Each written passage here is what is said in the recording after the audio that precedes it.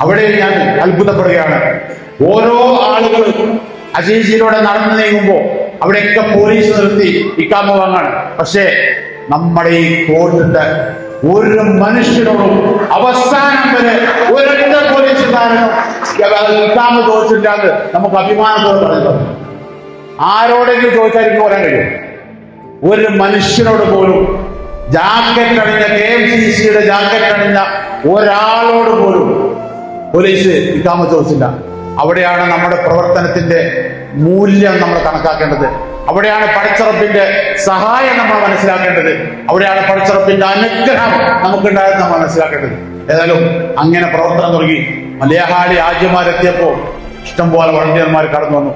അങ്ങനെ നമ്മുടെ പ്രവർത്തനം ആജ്യന്മാർക്ക് ചരിത്രത്തിലില്ലാത്ത രൂപത്തിൽ, ഇന്നേ വരെ ലഭിക്കാത്ത രൂപത്തിൽ, ആജ്യന്മാരുടെ മുഴുവൻ ആജ്യന്മാരുടെയും മനസ്സ് വയറും നിറയുന്ന രൂപത്തിൽ നമുക്ക് സേവനം ചെയ്യാൻ പറ്റി.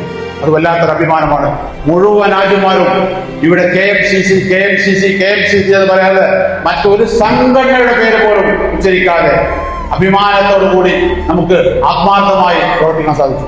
ഒട്ടനവധി അനുഭവങ്ങൾ നമുക്ക് ഉണ്ടായിട്ടുണ്ട്. ആജ്യന്മാരുടെ ഒക്കെ പ്രാർത്ഥന കേൾക്കുമ്പോൾ വല്ലാത്ത ഒരു അനുഭവമാണ്. നമ്മൾ ആജ്യന്മാരെ മനസ്സുരുകി പ്രാർത്ഥിക്കുകയാണ്. കാരണം അത്രമാത്രം അവർക്ക് സേവനം കിട്ടിയിട്ടുണ്ട്.